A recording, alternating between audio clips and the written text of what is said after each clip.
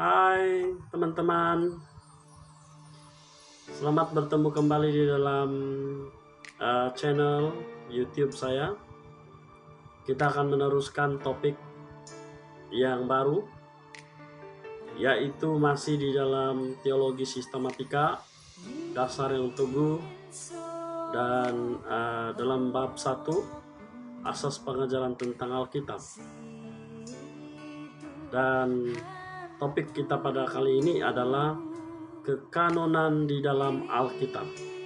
Kekanonan di dalam Alkitab. Nah, teman-teman, saudara saya yang seiman, di mana saja Anda berada, sebelum kita belajar tentang kanonan di dalam Alkitab, mari kita bersatu di dalam doa. Bapa Tuhan Yesus Kristus dan persekutuan Roh Kudus, kami bersyukur sepanjang kehidupan kami, dan sekali lagi kami punya kesempatan untuk belajar bersama-sama. Kiranya Tuhan yang menyingkapkan kebenaran ini, supaya kami dapat mendengar dengan fokus dan menerima, dan ianya dapat menjadi kekuatan dasar untuk kami hidup sebagai orang percaya kepada Engkau. Berkati kami semua, di dalam nama Yesus Kristus kami berdoa. Amin. Nah, sekali lagi topik yang kita akan belajar pada kali ini adalah kekanonan di dalam Alkitab. Sebelum ini kita sudah belajar bagaimana Alkitab itu diilhamkan oleh Allah melalui pekerjaan Roh Kudus di dalam hati dan pikiran si penulis. Tetapi kita tak patut mengetahui bagaimana kitab itu dapat dimasukkan menjadi bahagian-bahagian di dalam Alkitab. Dalam bahasa Yunani dan Inggris, hal yang kita akan pelajari ini adalah kanon. Maksud kanon sebenarnya dari kata kanon ialah kayu ukur. Maksud kanon ialah kayu ukur yang mengukur kehidupan dan asas atau undang-undang kepercayaan. Pada mulanya kata kanon bermaksud daftar, yaitu daftar kitab-kitab yang disahkan oleh jemaat yang mula-mula. Kanon sebuah kitab artinya atau maksudnya hak kitab-kitab itu dimasukkan di dalam Alkitab, yang kita ada sekarang ini. Diterima atau tidak sebuah kitab dimasukkan di dalam Alkitab ditentukan oleh kesaksian jemaat yang mula-mula.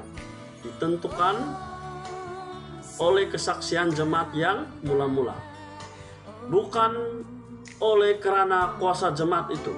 Bukan karena jemaat itu punya kuasa untuk memilih ini yang lebih baik, tetapi ditentukan oleh kesaksian jemaat yang mula-mula.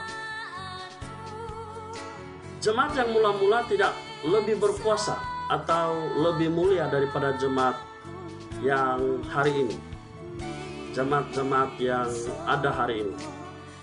Akan tetapi kesaksian jemaat yang mula-mula lebih nyata, autentik, atau lebih afdal orang katakan, atau lebih dekat. Karena jemaat yang mula-mula tidak menggunakan hak mereka untuk menyelidiki isi kitab suci. Tetapi jemaat yang mula-mula itu menyaksikan siapa yang menulis kitab-kitab yang termasuk di dalam kitab suci itu. Sekali lagi, karena jemaat yang mula-mula tidak menggunakan hak mereka untuk menyelidiki isi kitab. Tetapi jemaat yang mula-mula itu menyaksikan siapa yang menulis kitab-kitab, menyaksikan siapa yang menulis kitab-kitab yang termasuk di dalam kitab suci. Itu menurut seorang penulis, yaitu Seth. Kitab-kitab yang disahkan oleh jemaat yang mula-mula hanyalah kitab-kitab yang ditulis oleh rasul-rasul atau disahkan oleh seorang rasul, Yesus Kristus. Oleh sebab itu, Injil Markus dan Injil Lukas diterima dengan baik karena Injil Markus disahkan oleh Rasul Petrus dan Injil Lukas disahkan oleh Paulus. Injil Markus disahkan oleh Rasul Petrus dan Injil Lukas disahkan oleh Paulus.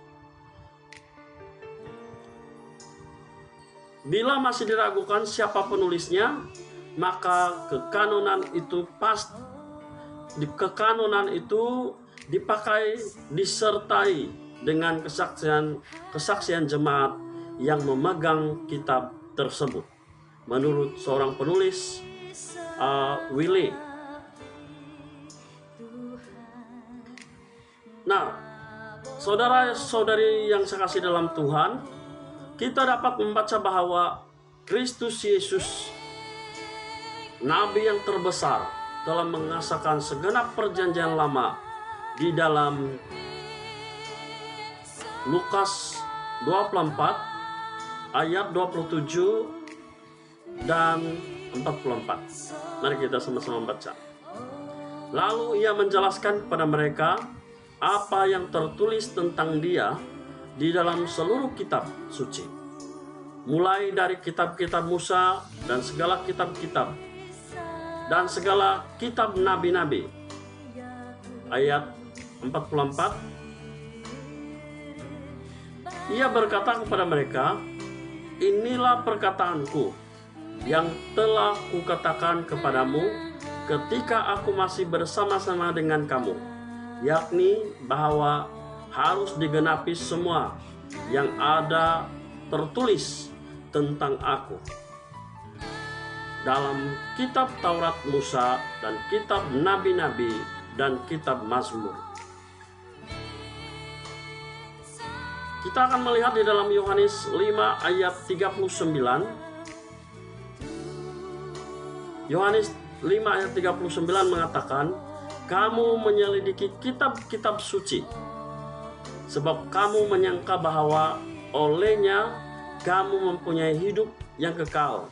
Tetapi walaupun kitab-kitab suci itu memberi kesaksian tentang aku, tetapi walaupun kitab-kitab suci itu memberi kesaksian tentang aku.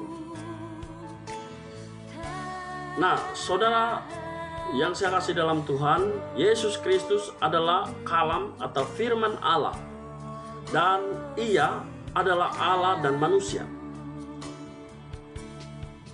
Sekali lagi, Yesus Kristus adalah kalam atau firman Allah, dan ia adalah Allah dan manusia. Demikian juga firman Allah itu adalah perkataan ilahi, tetapi juga perkataan dari manusia, sebab ditulis oleh manusia. Apabila kita membaca Alkitab, kita akan merasakan keilahiannya, sebab Alkitab itu diilhamkan Allah, dan merasa kemanusiaannya, sebab Alkitab itu ditulis oleh manusia. Sekali lagi saya bacakan, bila kita membaca Alkitab, kita akan merasakan keilahiannya, sebab Alkitab itu diilhamkan Allah, dan merasakan kemanusiaannya, sebab Alkitab itu ditulis oleh manusia. Jadi saudara-saudara, di dalam bahasan kita pada kali ini, kita melihat maksud kanon. yaitu kayu ukuran yang mengukur kehidupan dan asas dan atau undang-undang kepercayaan. Dan kita dapat melihat pada kali ini di mana Alkitab atau bahagian kitab yang dimasukkan di dalam sebuah kitab ditentukan oleh kesaksian jemaat yang mula-mula. Bukan karena mereka lebih berkuasa atau lebih bijaksana berbanding kita yang ada hari ini, namun kesaksian jemaat yang mula-mula lebih dekat karena mereka menjadi saksi secara lisan, secara nyata. Mereka melihat para rasul dan mendengar pengajaran-pengajaran yang disampaikan oleh rasul atau penulis Alkitab.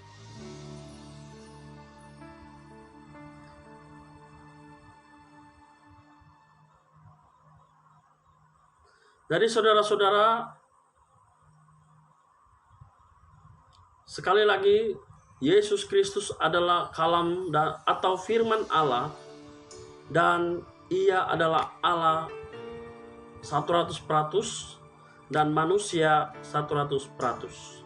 Maka itu Yesus Kristus pada waktu di dalam dunia, dia merasakan seperti